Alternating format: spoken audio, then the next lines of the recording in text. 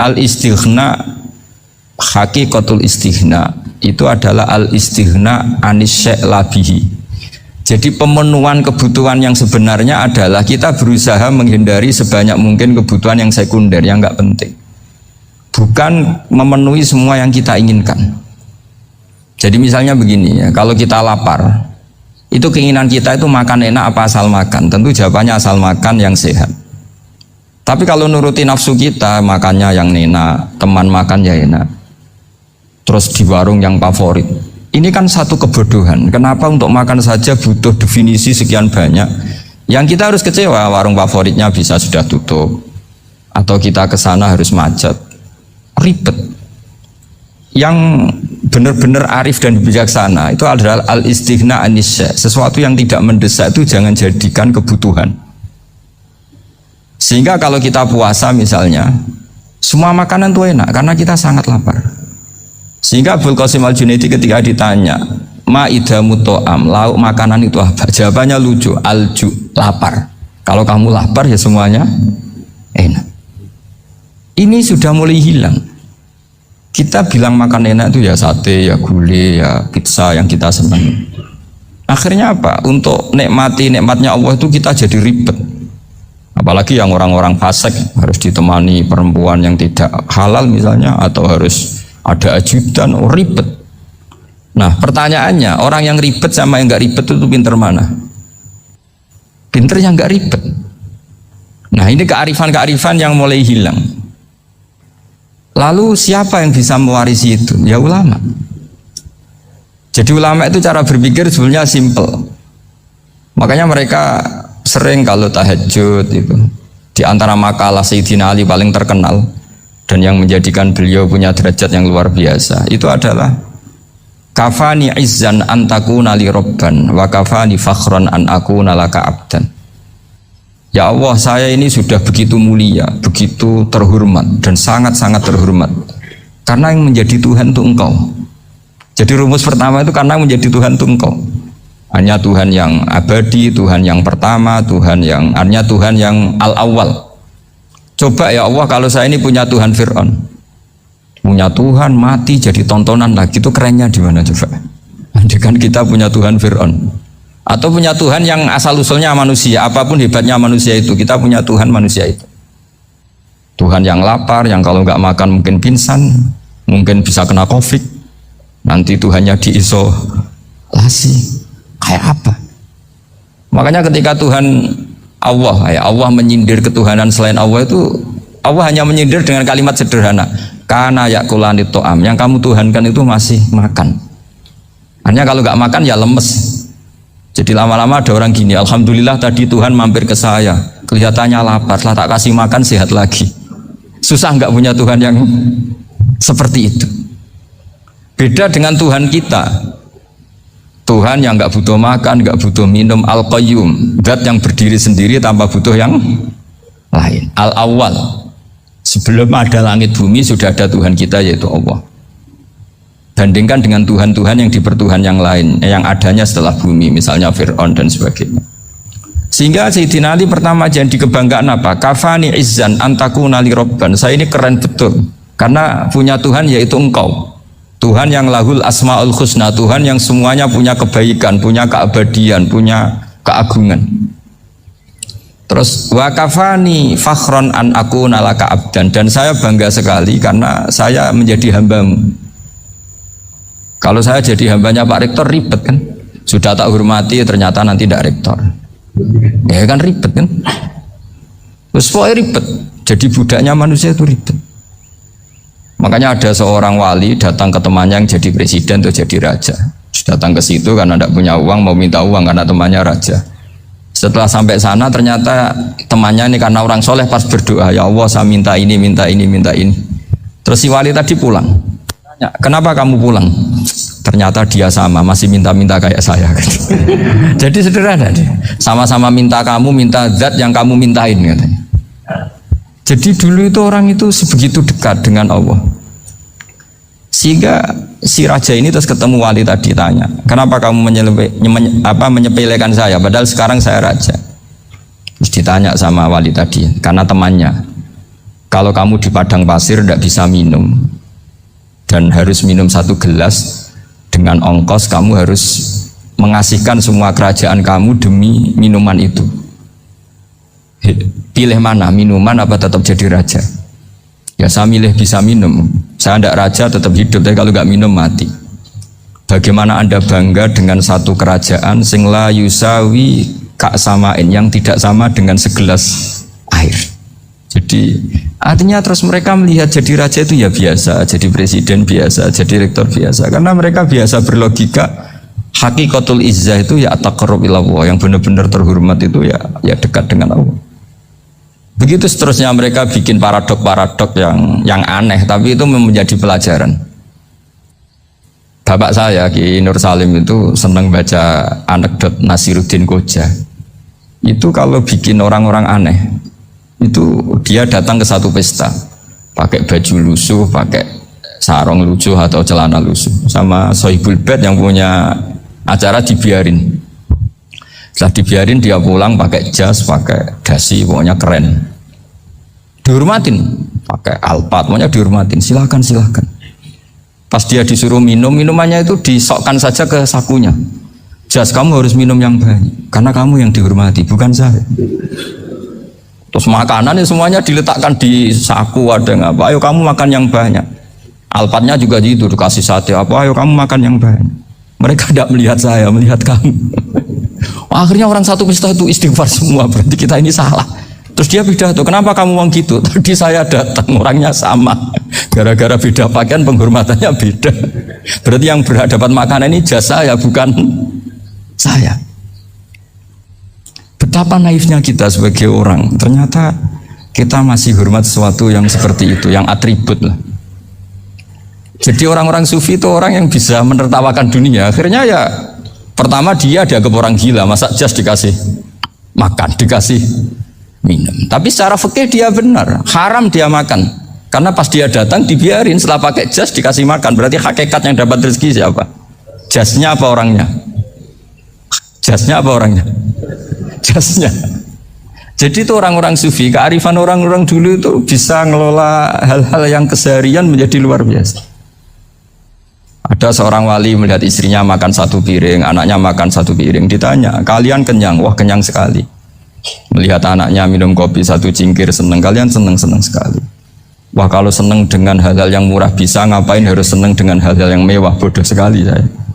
Sehingga terus mereka bisa qanaah. Qanaah itu ya hidup itu simpel, sederhana.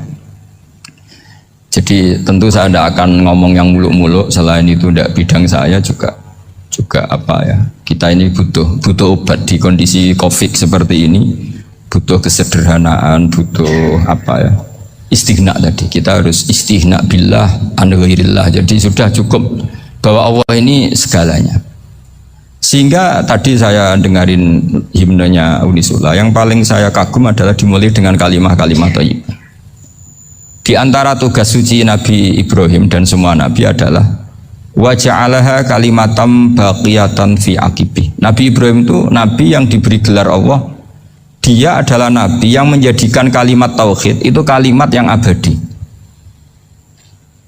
Fi akibih, di anak turunnya, di semua generasinya, baik anak turun karena gen maupun karena pembinaan, karena pendidikan. Ini penting sekali saya utarakan karena apa? Satu kehidupan itu sebenarnya digerakkan oleh kata-kata, oleh mutu kalau oleh bahasa modern. Sehingga banyak ulama mengatakan al-ibarat kutun li'ailatil mustami'in, bahwa redaksi atau moto atau pegangan hidup itu penggerak kehidupan. Sehingga sebetulnya manusia itu digerakkan oleh kalimah-kalimah itu, oleh moto-moto itu, oleh prinsip-prinsip hidup itu. Misalnya orang Palestina itu tiap hari ke pasar gitu. Mereka ke laut gitu. Ditanya, kenapa tidak takut tembak Israel? Jawabannya lucu. Kena tembak ya mati, nggak makan ya mati, nggak kerja ya mati. Ya sudah, sama-sama mati ya, mendingan aktivitas normal. Tapi saya tidak menyarankan itu untuk melawan COVID. Ini cerita saja. Kamu jangan provokator itu. Karena ini wilayah sensitif. Jadi banyak orang yang poligami, kalau ditanya alasannya gitu, istri satu ya cerewet, dua ya cerewet, mendingan empat. Ya banyak ya gitu. Tapi ada yang kebalikan, istri satu cerewet saja hampir jantungan, apalagi empat, tinggal matinya kan gitu. Itu semua yang menggerakkan itu kalimat. Kalimat itu satu pegangan. Banyak orang loh yang nggak ingin jadi rektor tuh banyak loh Pak Bejo. Jangan kira semua dosen ingin jadi rektor. Melihat rektor sibuk rapat mempertahankan reputasi Unisula, terus sering pegang kepala, ngapain repot-repot? Jadi tukang sapu aja dapat gaji, ngopi, rokokan, selesai. Bodoh amat jadi rektor, mikir orang banyak. Banyak loh orang yang gak ingin jadi presiden tuh banyak. Karena ngopi nyaman, gak ada yang ganggu. Mau tidur sampai jam 9 siang juga gak ada yang ganggu. Sehingga mereka melihat pegawai negeri itu gak keren, orang kok diatur jam, disiplin. Itu memang cara Allah membagi rahmat. Mau kamu apakan coba? Cara syukurnya dia seperti itu. Bapak saya dulu tuh sering ngajarin saya, diajak jalan-jalan pagi-pagi. Melihat orang ngopi, makan uduk itu bapak seneng. Kok enak jadi wong awam. Ngene esuk-esuk nyemak bocah kesel kabeh kono enak ngopi, rokokan. Bapak kadang iri sama orang awam itu iri. Sudah gitu berharap masuk surga kan enak sudah gitu. Tahu-tahu mati, tidak tahu ke surga apa ke neraka ya tidak tahu. Jadi nah, orang dulu itu orang yang bisa mensederhanakan dunia. Sehingga ya sudah cara bahagia. Makanya saya alhamdulillah saya ini kerjasama sama UII sama beberapa kampus. Memang amdan itu sengaja. Kampus itu ya punya sistem yang nggak bisa mewakili sistem kiai. Kiai juga punya sistem yang nggak terwakili oleh kampus, juga sebaliknya saling melengkapi. Saya sering ketemu rektor UII, rektor kampus-kampus Islam. Mereka cerita, Gus pendidikan pondok harusnya dimodernkan gini-gini. Saya bilang, kalau pondok modern kayak kampus itu nanti saya ketemu Allah tidak bisa jawab. Kenapa Gus? Saya beri contoh gini. Kalau misalnya perempuan perawan lah atau apa saja namanya perempuan, mau tanya tentang menstruasi atau haid. Kalau semuanya sistem kampus, dia harus kuliah dulu. Registrasi dulu, kuliah dulu, bayar dulu, dan dapat jawabannya nunggu mata kuliah pas itu. Bandingkan kalau sistem pondok, saya tuh sering ke pasar sama anak saya dicegat sama ibu-ibu. Gus, anak saya ngalami gini-gini, keluar darah terus menerus, nggak 6 hari tapi 1 bulan penuh. Itu hukumnya apa Gus ya? Nanti saya mau sowan ke jenengan. Nggak, ada usah sowan di sini aja. Ya sudah. Sebelum mengeluarkan darah yang rutin seperti itu biasanya haidnya berapa hari? 6 hari ya sudah ikut yang 6 hari, yang lainnya istighatsah.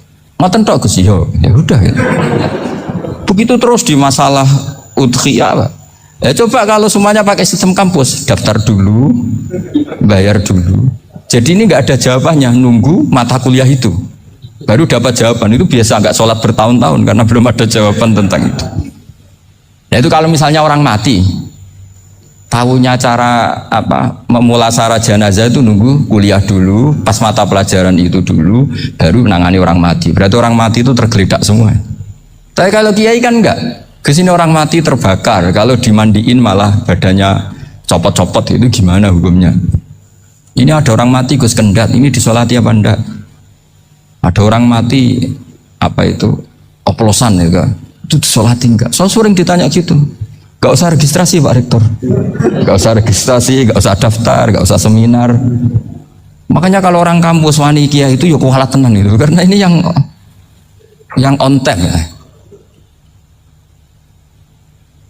Tapi pondok seperti saya ya ikrar seikrar-ikrarnya pentingnya kampus karena melatih efisiensi waktu, disiplin, tata kelola manajemen sehingga kita ya hormat. Tapi tadi kita harus saling melengkapi sehingga saya tunjukkan ke publik bahwa saya hormat sekali sama polisi, sama tentara. Coba kita bisa apa ngadepi bandar narkoba kalau enggak polisi? Bisa apa coba menjaga NKRI kalau enggak tentara? Begitu juga ya sudahlah kita memang fa inna yadallahi ma'al jamaah, kita berkah itu kalau bersama-sama, tidak bisa kita sendiri. Nah lalu orang kayak saya itu ya beberapa kali sebetulnya saya itu ditawanin jadi dokter honoris causa apa. Kekhawatiran saya satu Pak Bejo, takut pas gak punya uang itu dokter gak ada duit kan gak pantas gitu. Jadi repot gitu, daripada beban lah sudah lah gak usah dokter. Jadi kalau gak punya uang ya pantas, terus kalau ngebis ya pantas. Suatu saat kalau mati gak ada yang hadir ya pantas, nggak dokter gitu. Kalau sudah dokter kok masuk neraka, dokter kok masuk neraka, kayaknya apalagi rektor kampus Islam kok masuk neraka itu kan kok kayak agak pas itu. Misalnya rektor Unisiola ditanya mungkar nakir, nggak bisa kan kayak gimana gitu. Makanya harus sering ngaji saya supaya agak malu di depan mungkar nakir. Masa rektor ditanya mungkar nakir nggak bisa. Harus berani bentak. Ini saya rektor loh Pak mungkar nakir. Masa kalau wali-wali dulu berani. Masyhur di cerita wali-wali ditanya marabbuka manabuka. Saya ini guru tauhid. Kok kamu tanya marabbuka manabuka yang ngotok? Kok kamu tidak pernah ngaji enak aja tanya. Jadi wali-wali itu ya rileks ngadepi mungkin. Saya yakin rileks wali di Bang Pak Rektor. Saya yakin itu. Karena wali itu lebih dekat Allah. Sehingga orang dulu itu saya ulang lagi ya, ada satu kearifan namanya hidup itu apa? Hidup itu adalah cari sebanyak mungkin supaya hidup itu tidak tergantung pada banyak hal. Sehingga misalnya cara berpikir orang-orang modern itu sebenarnya banyak orang-orang ilmuwannya nggak ngagumi Amerika. Bukan karena angkuh ndak. Untuk mempertahankan kebesaran negara sebesar itu, kebutuhan listriknya besar, kebutuhan tentaranya besar, kebutuhan apa? Sementara negara kayak Venezuela atau Swiss kebutuhannya ada banyak. Pertanyaannya, yang tergantung dengan banyak hal sama yang tidak tergantung banyak hal itu pinter mana? Kalau dibalik pertanyaannya gitu, negara-negara maju itu tidak keren kalau dibalik pertanyaannya. Orang yang untuk mempertahankan eksistensinya banyak, butuh banyak hal dengan yang tidak butuh banyak hal itu pinter mana? Orang yang bahagianya nunggu jadi dokter, nunggu jadi kiai besar, kiai viral, dengan orang yang bahagia cukup dengan ngopi, itu pinter mana? Tapi kalau dibalik pertanyaannya, orang yang taunya nikmat hanya kopi dengan nikmat yang banyak, pinter mana? Makanya Mbah Mun tuh kalau guyon itu lucu. Aku iku saake ambek wong desa sing mlebu swarga. Saya dulu eskal mlebu swarga kok disakeni. Akhirnya beliau memberi penjelasan. Wong desa iku roe pakanan enak iku mau kopi mbek uduk. Lah swarga iku mau nuruti sing dikarepno. Akhirnya wis mau mangan wis ngopi nguduk ngopi ora roh pakanan liyane ku ora roh. Nasi mandi yo ora roh, pizza yo ora roh apa-apa. Terus saya bilang, wah lah niku nak nganti selera tentang wanita cantik. Iku juga sederhana. Rodok pesek ya wis cantik, rodok ireng ya wis. Apa bidadarinya seperti itu karena saking enggak pengalamannya. Jadi surga itu kan nuruti apa yang diinginkan. Kira-kira keinginan orang kampung kalau di surga itu apa coba? Makanan apa coba? Ya, nggak senengnya ketemel gemblong gitu. Nah, artinya malaikat lebih suka nangani surganya orang-orang kampung timbang Pak Rektor. Ini sudah ribet ini. Makanan apa saja sudah harus dicoba ya. Terus kalau di mall tahu orang macam-macam, seleranya macam-macam pasti itu. Enak mana kalau sampai jadi malaikat pelayan surga? Suka ngelayani orang kampung apa yang orang kota? Orang kampung kan. Jadi ya itu guyon ya, guyon tapi itu menjadi pikiran kita bahwa orang yang banyak kebutuhan itu sebetulnya banyak kebodohannya karena menggantungkan kebahagiaannya dengan banyak hal. Makanya Imam Syafi'i ngendikan istighna itu apa? Al istighna anisya'i. Yang dikatakan kecukupan adalah berusaha sebanyak mungkin banyak hal tidak kamu butuhkan. Bukan memenuhi semua kebutuhan kamu karena nafsu kamu ini tidak ada batasnya gitu. Kalau kamu penuhin nggak akan selesai. Itu ada perempuan yang kurang cantik itu minta doa saya, Gus doain suami saya kaya, terus tak guyonin, terus nggak minta. Kalau suami kamu kaya, yang pertama dirubah itu apa? Rumah supaya rumah saya bagus. Kedua apa? Mobil supaya mobil saya bagus. Nanti yang dievaluasi itu kamu. Mobil bagus, Alphard, rumah mewah, istrinya kamu pasti itu dievaluasi. Langsung nggak usah sudah gini aja kan. Jadi pertama yang dievaluasi itu kaya itu coba kalau suami kaya itu yang dievaluasi pertama rumah ya, rumah ganti. Setelah itu apa? Mobil. Kira-kira berikutnya akhirnya sudah bagus nggak jadi. Nabi Ibrahim itu pernah minta umur panjang. Keren umur panjang. Sama Allah nggak dijawab. Datang orang tua gitu mertamu ke Nabi Ibrahim. terus disuguhi dikasih kurma. Apa itu kok kurma apa? Anggur yang sudah matang sekali, sudah dimakan. Setelah dimakan meler keluar lagi, dimakan lagi meler lagi. Terus Nabi Ibrahim masuk lagi ke kamar. Ya Allah, doanya tak cancel. Nanti kalau saya tua kayak itu. Jadi Allah itu nggak jawab langsung tapi ngirimkan itu. Akhirnya ya Allah nggak jadi. Nanti takut itu. Saya pernah ngalami jadi kiai tadi ada ibu-ibu ya nggak pati cantik lah. Suaminya tuh miskin sekali. Minta doa saya supaya kaya. Bareng tak kasih pertimbangan itu udah nggak usah nggak jadi. Jadi itu kearifan. Tapi kearifan ini harus kita tanamkan. Saya nggak bisa membayangkan Indonesia yang besar ini. Andai kan tidak ada qanaah. Nerimo ing pantum. Coba sekarang ada Covid. Andai kan Indonesia tuh kayak Perancis. Saya beberapa kali punya tamu orang yang hidup lama di Perancis, bahkan dapat istri orang Perancis. Itu dulu gak begitu mencintai Indonesia. Tapi setelah di Perancis 2 tahun, wah Indonesia hebat. Di Perancis itu kata dia kalau cerita, semua kebutuhan masyarakat itu dibebankan ke negara. Apa saja minta negara, apa saja nyoal negara. Sementara Indonesia, coba kalau Indonesia mengalami seperti ini kok tidak ada qanaah rimo ing pantum, bisa kios Indonesia. Orang miskin nyalahkan negara, kelaparan nyalahkan negara, apa saja. Tapi barokahnya dididik kiai jogeman nyalahno wong liya. Urip romo ing pandum, diame. Sampai gak ngerti kalau Covid. Banyak tuh orang-orang kampung itu, orang lugu-lugu itu. Mbah niki saking Covid, salam ning Covid muga-muga umure panjang. Dikira Covid itu nama orang yang ahli sosial itu. Mbah niki dana saking Covid. Matur nuwun sampeno salamku muga-muga umur panjang. Bingung kan yang nganterin ini. Ini gimana yang mau menjelaskan ya? Memang nggak paham. Ribet kan. Tapi saya pastikan bahwa dengan keadaan seperti ini kita bahagia, kita stabil, itu jelas barokahnya kalimat tadi, moto tadi atau pegangan hidup tadi. Makanya disebut al-ibarat qutun li'ailatil mustami'in, bahwa redaksi atau kata-kata atau pegangan atau filosofi hidup apalah namanya itu adalah penyemangat. Karena kata-kata ini memang luar biasa. Ketika sahabat perang demi kebenaran, zaman itu ya pasti benar karena yang dibela Nabi. Dulu itu kan enak zaman Nabi, yang dibela mesti benarnya, musuhnya mesti salahnya. Sehingga dulu itu memang harus tegas. Kalau sekarang mau tegas gimana? Yang kamu bela tidak mesti benar, musuhnya tidak mesti salah. Ribet kan kalau misalnya saya tukaran sama Pak Rektor, kamu mau bela mana kan bingung. Saya tidak mesti benar, saya ada Nabi. Pak Rektor apalagi nggak mesti benar lagi kan? Ribet kan? Jadi kalau kita mau perang sekarang itu mau pede gimana? Enggak.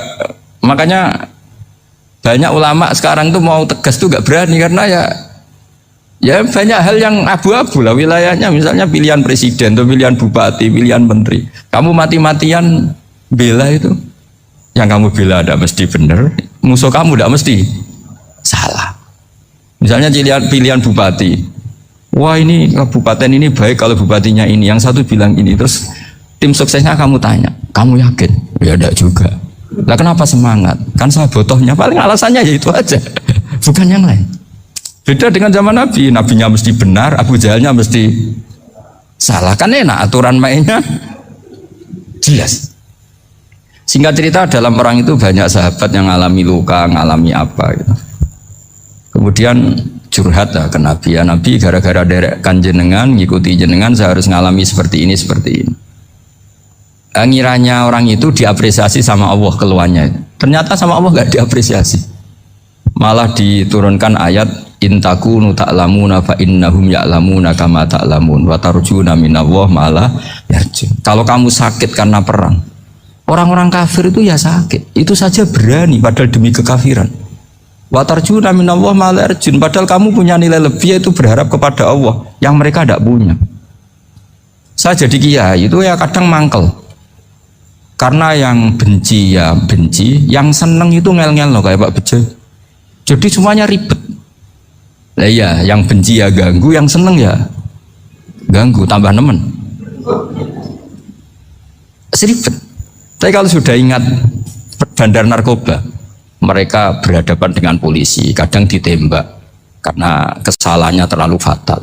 Antar persaingan mereka juga bisa tembak-tembakan karena merebut pasar narkoba. Itu saja mereka berani. Kok kita yang jadi kiai kadang dicium tangannya, dihormati gak berani, hanya takut apa ya, musibah-musibah kecil atau problem-problem kecil. Nah iya, kalau kita bandingannya gitu. Kalau kamu mau tahajud kedinginan, itu masih nanti dihisab Allah itu gitu. Maling ayam itu keluar malam-malam, hanya dapat ayam. Itu gak takut dingin. Ya gak takut digebuki masa. Kamu mau tahajud saja takut dingin. Makanya nanti hisabnya orang soleh itu nanti dijajarkan orang dolim. Terus diperbandingkan. Wah itu habis kamu kalau itu. Jadi misalnya Unisola mau rapat, tapi ini malam, kalau malam dingin nanti saya masuk angin. Wah anak-anak pang di perapatan aja berani kamu. Kalau sudah perbandingannya gitu tuh ribet kita nanti. Makanya itu kalimat itu moto atau filosofi hidup. Sehingga diulang lagi nasihat itu. Iyam saskum korhun faqadu masal qoma korhum mislu. Kalau kamu kena luka, orang-orang yang nggak benar juga akan kena luka. Itu aja berani demi ketidakbenaran. Masa kamu demi kebenaran enggak berani? Akhirnya orang itu, ya itu kalimat, itu heroik. Makanya kita ini penting ya, makanya tadi himne Unisula dimulai kalimat thayyibah. Karena kalimat ini yang menjaga kita, kalimat ini. Misalnya tentang Tuhan. Kenapa orang Islam imannya kokoh seperti ini, termasuk yang sudah hidup di Amerika, di Australia, di mana-mana. Itu ya barokahnya ajaran atau barokahnya kalimah. Saya sebut kalimah saja pakai bahasa santri. Karena la ilaha illallah itu dalam tradisi santri disebut kalimatu haqqin alaiha nahya wa alaiha namut wa alaiha nub'ats. Ada yang riwayat wa biha nub'ats insyaallah taala minal amin. Kenapa mereka di mana-mana meskipun sekolah di Amerika, di Australia, bahkan di Uni Soviet tetap mukmin? Itu barokahnya ajaran yang benar. Allah itu siapa? Tuhan. Tuhan itu sifat dasarnya apa? Awal. Dia harus wujud awal sebelum makhluk yang lain. Sehingga ketika ada negara yang maju, yang tertib, manajemennya tertib, masyarakatnya makmur, tapi punya Tuhan yang tidak seperti itu, tidak awal, itu sudah gak nyaman. Karena ndaklah keren Tuhan saya, karena Tuhan saya itu al-awwal, zat yang pertama. Tuhan saya keren lah, zat yang gak mati. Tuhan yang gak mati, yang gak pernah mengalami kematian. Sehingga tontonan atau yang dilihat kenikmatan-kenikmatan yang lain ini tidak mengubah dia pendirian tentang Tuhan. Karena mantapnya satu kalimat tadi, bahwa Tuhan itu ya harus satu, harus awal, harus tidak mati, tidak rusak, tidak mengalami apa-apa yang membahayakan. Sehingga ketika ditawarin Tuhan yang lain, meskipun menjanjikan secara finansial atau kemakmuran, mereka gak tertarik. Itu coba, itu barokahnya makmur apa barokahnya ajaran? Barokahnya ajaran. Sering negara Islam itu kalah makmur dengan mereka, tapi barokahnya ajaran ini tetap apa? Tetap Islam. Makanya Nabi Ibrahim, Nabi yang sukses bikin waja'alaha kalimatam baqiyatan fi aqibi. Sehingga kita ini bukti sama orang tua misalnya, itu ya karena ajaran. Suwargamu itu karek wong tuamu. Nak wong tuamu ridho, Allah ridho. Nak ora ridho, Allah ora ridho. Ridho wa fi ridhol walidain wa sakhatu wa sukhtu wa fi sakhatil. Sehingga ketika ada orang tua yang agak brengsek gitu, anak-anak tetap hormat. Punya orang tua yang miskin, yang sudah miskin, tukang tombok nomor, banyak kan di kampung gitu. Ya tetap hormat. Coba kalau dari awal kita ngajari orang tua kamu hormati, ya kalau baik, kalau tidak usah. Bisa geger Indonesia. Tapi barokahnya ajaran-ajaran itu Indonesia tertib karena ada ajaran. Nah ini di sini pesantren dan Unisula semua harus berkontribusi membuat ajaran yang benar itu adalah ciri utama Islam. Sehingga Islam ini dimulai dengan ajaran kalimatu haqqin alaiha nahya wa alaiha namut. Sehingga kita tenang seperti ini. Saya ini termasuk kiai yang tenang. Meskipun kata orang banyak saya ini kiai besar, tapi termasuk kiai yang paling tenang. Termasuk yang paling tenang. Karena saya ini pakai mazhab orang-orang hebat. Saya berkali-kali cerita, orang kayak Imam Syafi'i itu orang yang luar biasa. Saya berkali-kali cerita, orang yang tadi nyium tangan kamu ya Imam Syafi'i, di belakang tuh ngerasani kamu, menghujat kamu. Jawabannya enak saja. Berarti saya alhamdulillah orang yang wibawa. Buktinya di depan saya nggak berani. Jadi enteng saja. Diceritain sebagian kampung, sebagian separuh dari warga kamu itu nggak suka kamu. Ya bagus lah nggak suka saya, nggak akan utang duit saya. Di mana-mana orang utang tuh karena teman dekat. Kalau nggak seneng pasti minimal nggak utang, nggak pinjam mobil, nggak pinjam. Berkah mana yang seneng sama yang gede? Jadi dianggap enteng saja. Semua yang dialamin dianggap enteng saja. Misalnya punya istri pemarah, ya bagus lah marahin suami. Kalau marahin tonggo malah ribet. Jadi kamu harus terima kasih kalau dimarahin istri. Bagus lah marahin saya mah, kalau marahin tonggo ribet. Jadi enteng saja. Tapi kita sekarang itu karena nafsu ya, sehingga menghadapi hidup ini ribet. Ulama dulu kalau mau mati itu senengnya bukan main. Sudah lama saya ini ingin gak maksiat. Kayaknya gak maksiat paling efektif itu mati. Ya tidak apa-apa Gusti, kalau sebaiknya mati ya mati aja. Enteng saja. Jadi melihat kematian itu akhir dari segala keburukan atau potensi keburukan. Apapun baik kita sekarang, suatu saat mungkin kita gak baik. Yang bisa menghentikan ketidakbaikan atau potensi ketidakbaikan itu apa coba? Mati kan? Berarti mati itu mengerikan apa menyenangkan? Mesti kamu tidak berani menjawab. Meskipun secara ilmu kamu berani, tapi secara rasa agak berani kan? Saya ulang lagi ya, yang bisa menghentikan keburukan atau potensi keburukan itu apa coba? Apa? Kematian. Berarti kematian itu menyenangkan atau menyusahkan? Apapun kamu tidak berani jawab karena kamu agak-agak duniawi itu kelihatannya. Tapi secara ilmu kamu tahu kan kalau mati itu tidak buruk-buruk banget.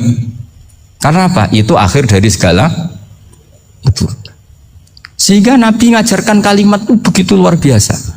Allahumma ahyini maka natil hayatu khairan li wa tawaffani maka natil wafatu khairan li. Nabi melihat dunia itu begitu indah. Ya Allah, kalau saya ini hidup, anggap saja hidup ini ziyadatan li fi kulli khairin, menjadi modal saya menambah segala kebaikan. Jika suatu saat saya mati, anggap mawon rohatan li min kulli syarrin, itu akhir dari segala keburukan saya. Sehingga mati hidup ya baik karena di situ kita bisa berkontribusi beramal soleh. Mati juga baik karena mengakhiri segala keburukan. Nabi nate ngendikan lagi, ajaban li amril mu'mini inna amrahu kullahu khairun. Orang mukmin itu mengagumkan, semuanya baik. In asobathu na'ma syakara fakana khairan lah. Kalau baru dapat nikmat dia syukur, maka itu baik. Wa in asobatu dharra sabara, kalau dapat masalah mereka sabar, itu juga baik. Sehingga orang mukmin dua sisinya pasti baik. Itu juga kalimat, maksudnya moto atau pegangan hidup. Nah berikut ini saya beri contoh, ini kenangan saya, ini contoh terakhir. Masalah jadi orang terkenal maupun tidak. Di sini dicontohkan Imam Ghazali di halaman 367 di kitab saya 367, juznya 3 di kitab Ihya Ulumuddin. Di sini beliau cerita betapa untuk menjaga ikhlas sebaiknya orang itu tidak terkenal, tidak syuhrah, tidak terkenal. Oke, itu kita sepakat ya, karena kalau terkenal mungkin orang dipaksa publik dengan tanda kutip untuk selalu berbuat baik, tapi karena jaim lah, jaga image atau apa. Tapi ketika dibalik pertanyaannya, kamu rela yang terkenal itu orang nggak benar, sementara yang orang benar itu nggak terkenal. Lalu masyarakat taunya yang tidak benar. Kalau pertanyaannya dibalik gitu, orang baik wajib terkenal enggak? Kalau pertanyaannya dibalik seperti itu, dokter yang benar tidak terkenal, yang malpraktek terkenal. Kamu ingin kondisi seperti itu? Gak ingin kan? Kampus yang bagus gak terkenal, kampus yang bagus gak terkenal, yang gak bagus. Nah, artinya apa? Gara-gara olah kata, olah pikiran, ini logika jadi rubah. Lagi-lagi apa? Jawaban itu ada di kata-kata sebetulnya.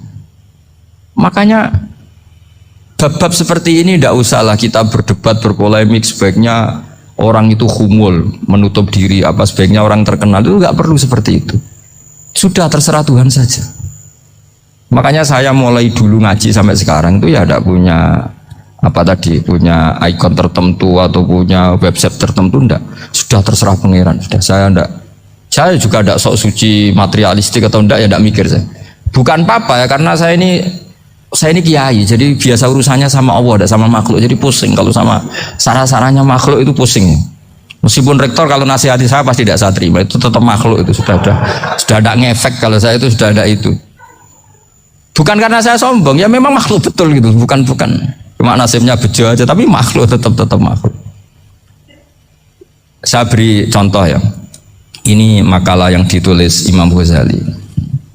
Ya. I'lam aslahakawah anna aslal jah wa intisarus sayyid atau sayyidi wal istihar bahwa mazmum itu balil mahmudu al-khumulu illa man saharahu wa ta'ala linasri dini min ghairi takallufi talabi syuhrati minhu. Jadi kalau kamu ingin ibadah kamu selamat, ya kamu jangan terkenal.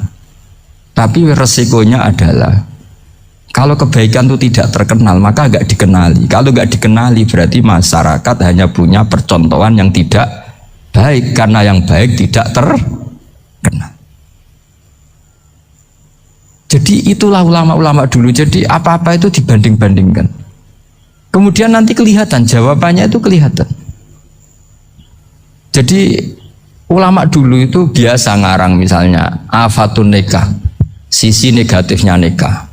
Harus ngurmat istri, harus macam-macam, kalau terlantar itu ya dosa. Seperti tadi Pak Marsudi cerita, kalau orang ngapalkan Quran itu takut lupa, kalau lupa itu jadi dosa. Pertanyaannya, kalau semua orang takut lupa, takut dosa, semua orang nggak hafal Quran karena potongan-potongan lupa. Cara berpikir tidak seperti itu. Kalau berpikir ya namanya hafalan, ya inginnya hafal, kan nggak ingin lupa. Lah nanti kalau takdirnya lupa karena hal-hal yang dimaklumi oleh syariat itu enggak yang termasuk dosa. Yang dosa itu lupa ta'liwiri udhrin syar'iyyin, lupa yang tidak ada sebab yang apa? Syar'i. Tapi lupa bawaan EQ-nya tidak bagus. Lupa bawaan sering dibentak. Oh itu enggak masalah karena bawaannya orang tertekan itu ya lupa. Coba kamu hafal Quran terus punya kredit jatuh tempo, pas hari itu aku yakin enggak cerdas sudah. Itu bawaannya orang tertekan itu pasti lupa. Jadi ya saya teruskan ya. Jadi terus ada makalah yang sangat bagus sekali tentang itu. Saya baca ya. Wa yadullu ala dzalika anna Allah azza wa jalla amaral anbiya'a bi idharil amali lil ibtida wa khassahum bi mansibin nubuwah.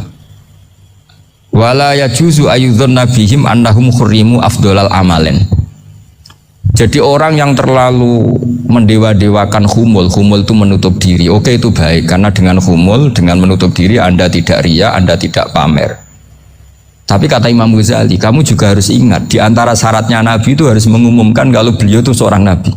Harus memaklumatkan kalau beliau seorang Nabi supaya bisa diikuti. Caranya sholat harus diumumkan sehingga Nabi itu mengatakan harus jamaah. Karena dengan cara jamaah itu bisa solu kama ra'aitumuni usolli. Coba kalau Nabi sholatnya nggak diperlihatkan, kamu harus sholat yang benar.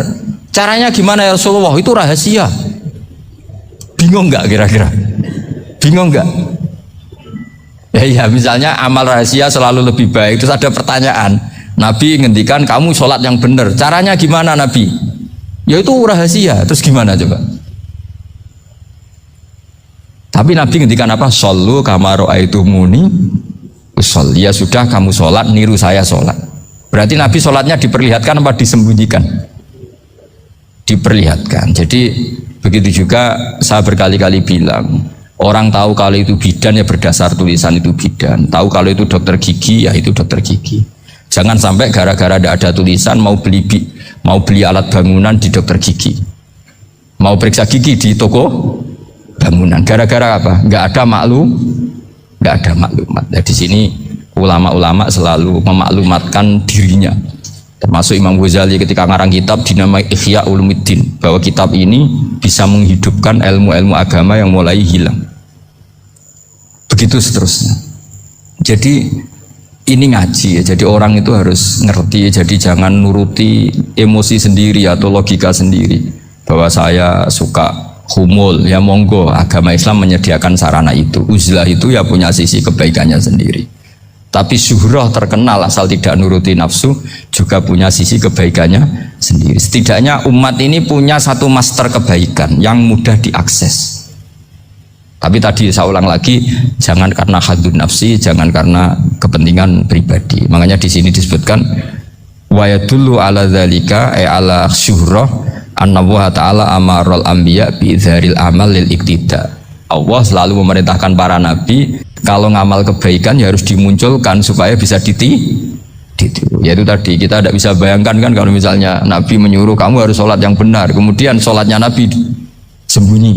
Kalau ditanya, Nabi saya niru siapa? Wah itu rahasia, kamu nggak boleh lihat sholat saya saat takut tidak ikhlas. Ribet kan? Sehingga jamaah itu statusnya tetap harus. Nah bedanya harus ini ulama berpendapat harus yang apa? Fardu kifayah. Tapi fardu itu maknanya harus. Tapi bukan berarti kalau nggak jamaah sholatnya nggak sah, nggak. Tapi statusnya jamaah itu tetap apa? Harus. Nah barokahnya harus ini orang yang baru sholat, sholatnya langsung benar karena ada yang diikutin. Coba kalau mantan dukun baru sholat terus sholat sendiri, itu mesti mirip mantra itu. Karena dia tidak ada master percontohannya. Tapi barokahnya ada master, orang paling bodoh pun kalau sholat ya benar, karena standar ada komandonya, ada imamnya. Sehingga Imam Ahmad malah berpikir keras, syarat sahnya sholat itu harus jamaah. Cara pikirannya Imam Ahmad keras sekali beliau. Jika kalau orang sholat sendiri kok ada orang lain yang maunya berjamaah harus bayar, orang itu harus bayar demi sahnya sholat. Itu madzhabnya Imam Ahmad. Tapi kalau madzhab Syafi'i hanya mengatakan itu fardu kifayah, yang kalau satu komunitas gak mau melakukan semuanya apa? Dosa.